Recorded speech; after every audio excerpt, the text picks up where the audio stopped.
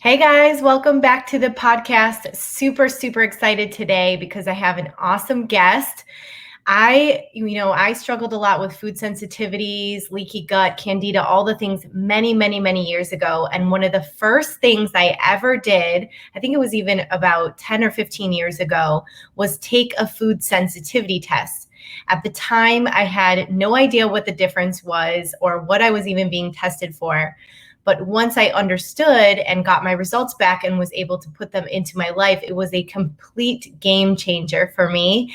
And it was so helpful in my healing journey to jumpstart it, reduce a lot of inflammation and the bloating and a lot of acne and headaches too, that people don't realize that there are other symptoms as well.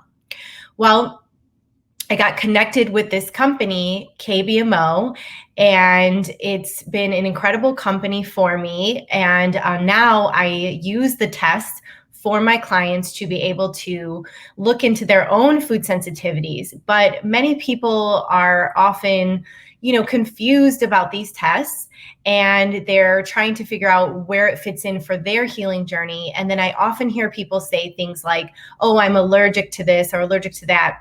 There's a huge difference between food sensitivities and food allergies. And I wanted to be able to explain this to you. And I thought, who better to explain this to us than the CEO of KBMO Diagnostics, my favorite food sensitivity company, KBMO. And we have him on the show today. So James, thank you so much for being here. My pleasure. Well, thank you for the invite. We spoke probably about 8 months ago now, so the world's changed quite a lot in that time. But again, people's immunity and understanding the difference between allergy and sensitivity is always important. So always happy to have that opportunity to speak with you and kind of try and clear that up for people. Yes, 100%. I love clarity, and I love being able to explain things to people in depth so they can understand it for their own body, because it was so helpful for my own body. I just want everyone else to flourish. So KBMO, that's the company that obviously you are the CEO for. How long have you guys been around? So KBMO was basically just founded about 10 years ago now. So we kind of got involved with a brilliant scientist, a gentleman called Dr. Brent Dorval, who's not insignificant claim to fame. Was he invented the first rapid HIV diagnostic, and so we partnered together kind of 10 years ago and tried to look at food sensitivities in a slightly different way than had historically been done, by taking advantage of his infectious disease experience, which meant that he would be highly accurate in the testing he carried out, but also focusing on inflammation, which is obviously now 10 years on, a word that everyone's very familiar with in terms of, people may not know the difference between allergy and sensitivity necessarily, but they all know that inflammation's bad. And so could we look at inflammation and linking that with food sensitivity to see if we can kind of come up with some clear and concise ways of describing that for the patient population out there who are interested in trying to reduce their inflammatory responses. Absolutely. And inflammation is such a huge buzzword now that, you hear, but it's not just inflammation in the gut. It can be inflammation in the bones, the joints, the body, and is, to me, I believe, the root cause of a lot of disease. So anything we're doing is to reduce inflammation. So we're kind of tossing this around, allergic, sensitive, stuff like that. So can we break into that right away and talk about the difference between that? Food sensitivities and food allergies? Yeah, so allergy is really, the really main difference is the response time and I guess the severity of that response. So when you think of allergy, it's an instant reaction and generally bad things happen, kind of prophylactic shock, things like that. So if you think about it, poor kiddo eats peanut, instant has a reaction, whatever that might be from a prophylactic shock response perspective. So that's what you see with allergy. And so generally it's pretty straightforward to work out what has caused your allergy because it's what you've just consumed and you've had that kind of immediate response. With food sensitivity, it's a lot more complicated because it's the delayed nature of it. So you can eat something and it can be up to 72 hours later before you have that response. The other thing about that response is it's kind of almost like a non-specific autoimmune type response. So Is it I'm just not feeling great? Is I'm feeling tired? Is it linked, like you said, to joint pain? Is it gut related? Is it skin? So it can be many and varied in terms of the responses that you get. But that delayed nature makes it really tough for any patient or physician to really assume what was it in a 72-hour time period that brought on the symptoms that you may be presenting with. But again, it's really tough because that 72-hour window, we always used to joke prior to the COVID period, no one even knew where they'd been in the last 72 hours. Reality is now, unfortunately, we all know exactly where we've been in the last 72 hours. So the key here is it's that delayed nature which really lends itself into testing versus the allergy element that you touched on at the beginning. Yeah, that's so important too, because we'll say pre-COVID or even now, I think people still get carry out and stuff. Someone may be feeling good on a Sunday and then all of a sudden Tuesday, why do I feel terrible? Or I have stomach pains or constipation or whatever may come up, any of these symptoms. Well, they go to, okay, well, what did I eat today or yesterday? But sometimes can be upwards to, 2-3 days from when they originally ate it, and we're not really wondering why. I always will explain this too. It's like, when you get food poisoning, that often it doesn't come from the thing you ate immediately. It's from a couple days ago. A huge part of that, to what I know, correct me if I'm wrong, is because it actually takes that long to digest food, from it going into the stomach and then going into the intestines can take that 48 to 72 hours. So it doesn't really have the response until it gets there, until it's really actually triggering it.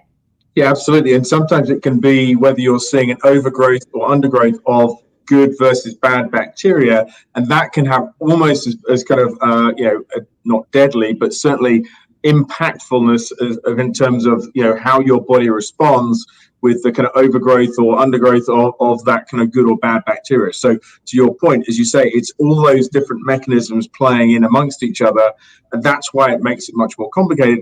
But that's why that testing makes much more sense, because we can help pick that up on an individualized basis versus going, well, I think all of us shouldn't be drinking milk or eating gluten or having fish or whatever it might be. And like everything else, it's more complex. And as we all know, and we're all hearing about even with vaccines now, everyone responds slightly differently. And so your food and your diet is a really key part of that. And that's what we all have in common, is that we're all consuming food on a daily basis. And so all our bodies respond differently to the different foods that we're consuming. And so, as I say, as you quite rightly pointed out, that 72 hours makes it really complicated for any patient to really realistically be able to work out, what food and pinpoint that food that has caused that issue that they're presenting with in terms of whatever the symptoms that they're presenting with.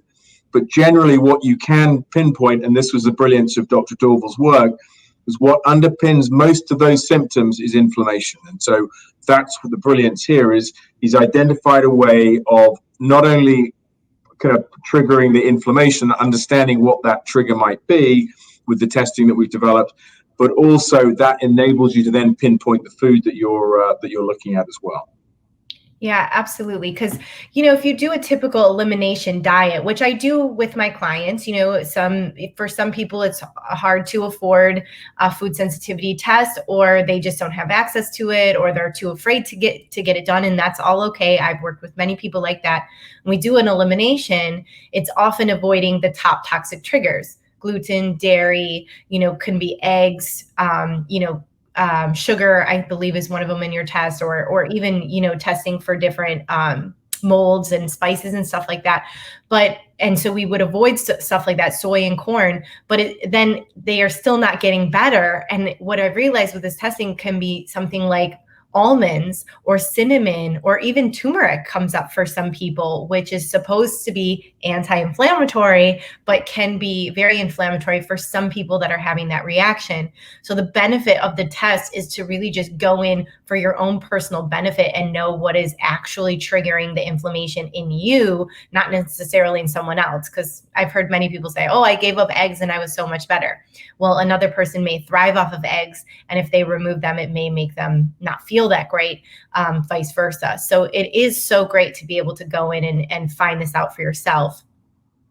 Yeah, now, I think you hit the head. It's that individualized medicine, and you get that from working with someone like yourself who recognizes the importance of that because you've seen so many patients. And so that's really what this brings out is, as you say, it's not only that test. For us, it's a good test, but it's a good test in the hands of a great provider like yourself because you know how to interpret that for a patient. And I think sometimes that's what's lost. It's like, oh, I can go online and buy a test from anything, and I've got my Google Doctor and I'm in great shape. The reality is it's that interpretation and that knowledge and mindset that a good provider brings to the interpretation of that test, which really sets it apart in terms of when it's used in conjunction with that provider's knowledge of that individual versus just that one test result. Yeah, that's perfect. And actually a perfect segue, because that's what I really want to know is, and I'm sure everyone else wants to know, what separates KBMO from other tests, because anybody can click on a website these days, get a test sent right to their house. There's many different brands we will not name, but but you can get a test sent to your house, even less expensive than the testing we're doing here. And that is a huge part of it. Number one, that there's no doctor or practitioner or coach on the other end to teach you. But what else do you believe separates your testing specifically from other tests?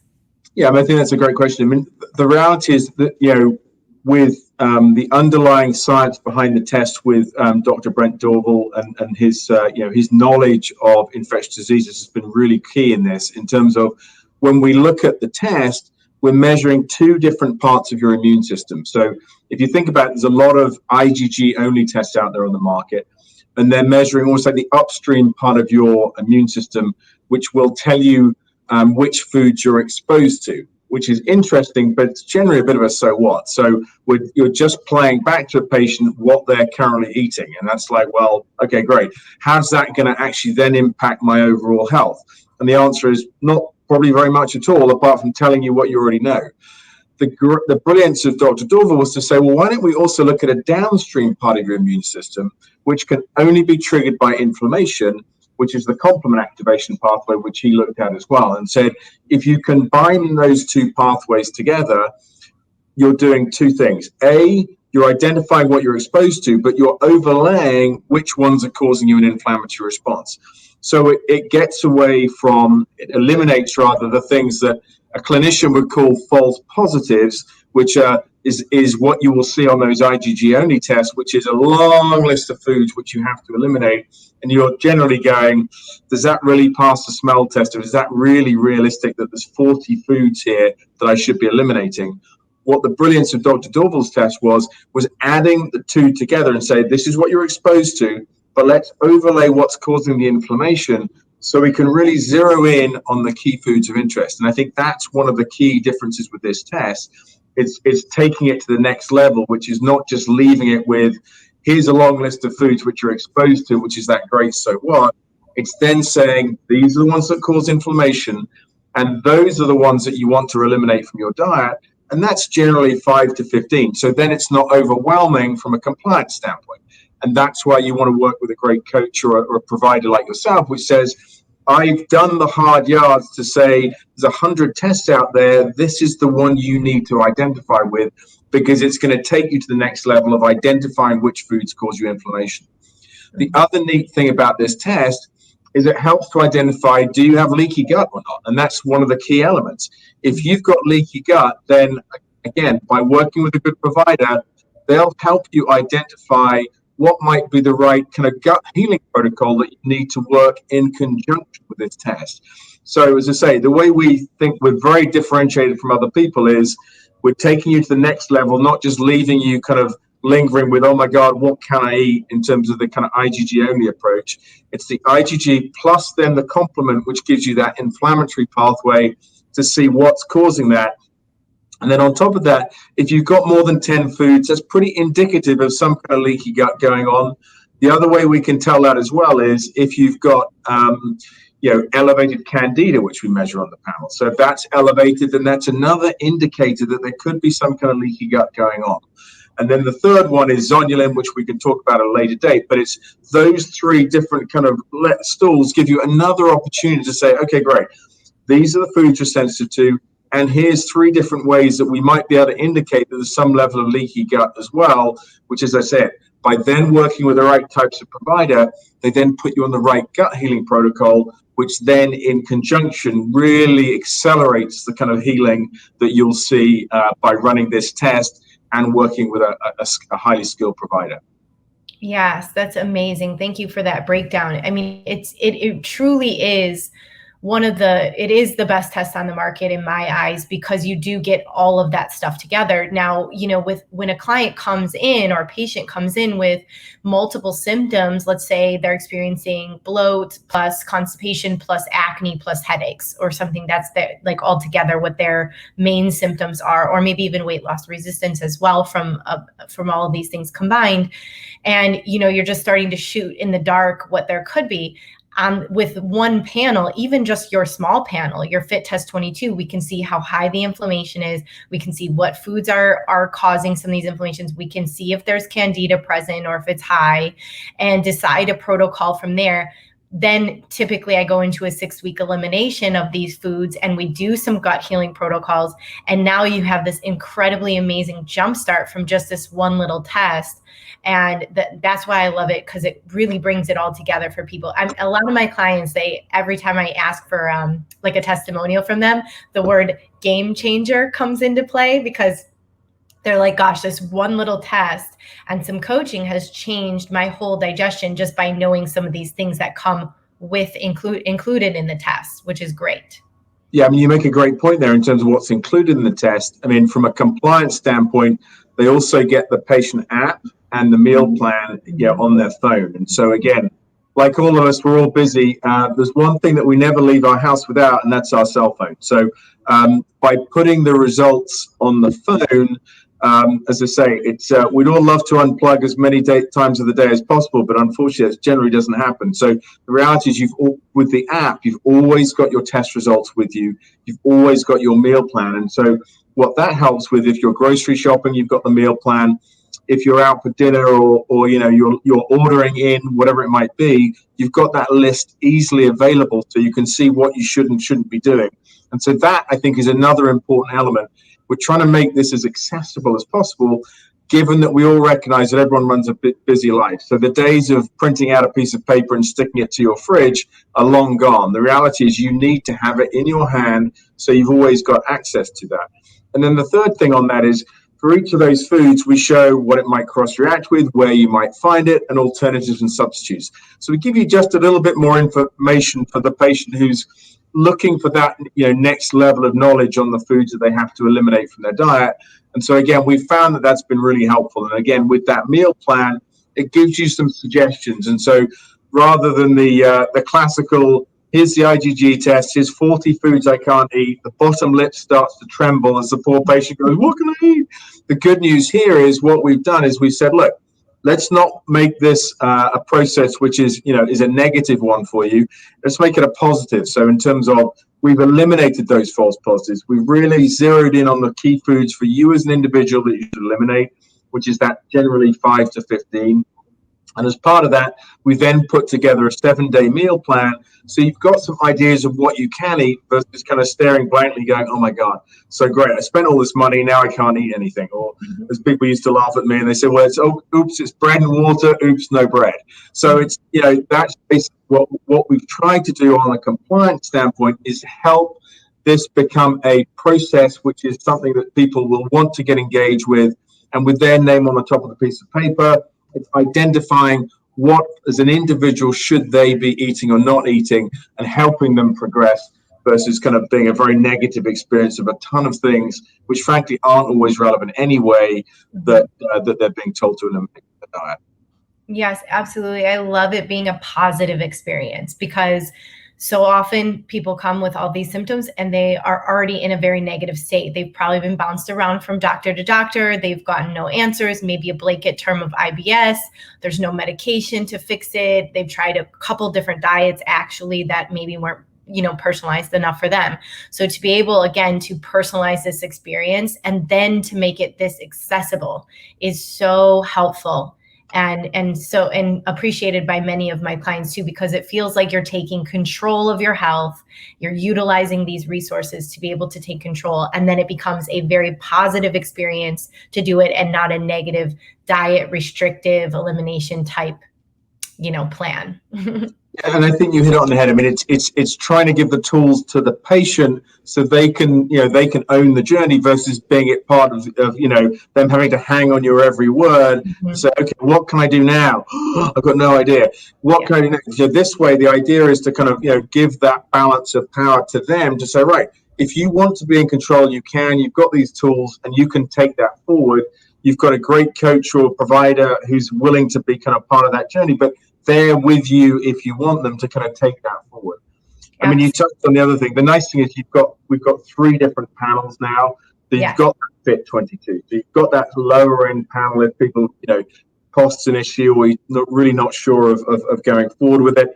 We've got the Fit 132 again, which is again a great panel that comes with the meal plan and the patient app. And then our most recent one is our Fit 176, which again is a much broader panel again, and a lot of our providers have described that as these are all the foods I'd like our patients to be eating, or again, if you're looking for a major kickstart, then that gives us the opportunity of being able to do that, because you've got all these different foods that we can meal plan for you off the back of, but then also really helpful and healthy options that patients might want to consider. Absolutely. So the 3 levels of tests is really great. If someone comes to me and it's for their child and they don't want to overwhelm the child, it's great to do a lower panel so you can just get an idea of what you need to do from there. Or if you're just kind of tiptoeing into it, and you can get more and more foods as you go higher, or determine more, like deeper sensitivities or more inflammation or what's going on. And then you can always add on a zonulin test, which, I think we'll do a whole nother podcast about that, because that's like a whole in itself. Testing for intestinal permeability, knowing if you have leaky gut in your system, or if your gut needs more mending deeper than just removing food sensitivities. So that's great.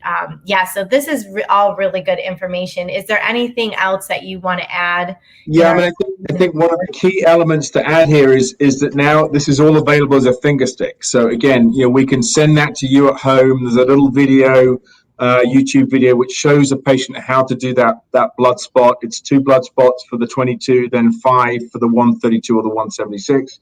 And again, that video is really helpful in terms of helping with compliance. So again, I think that's in this time where some people are sometimes, slightly nervous of going out to a provider or meeting anyone different. Then this way it can be shipped directly to your home. It's got a stamped addressed envelope on it. So again, you just need to put it in your mailbox to get it back to us. And then those results are shared with Jackie. So it's a great and easy way to try in this kind of time where, we're all trying to travel less and make sure we're as safe as possible. That with that finger stick, you can, again, another way you can take control of your own health by doing it yourself versus necessarily having to find a phlebotomist or go into a provider's office.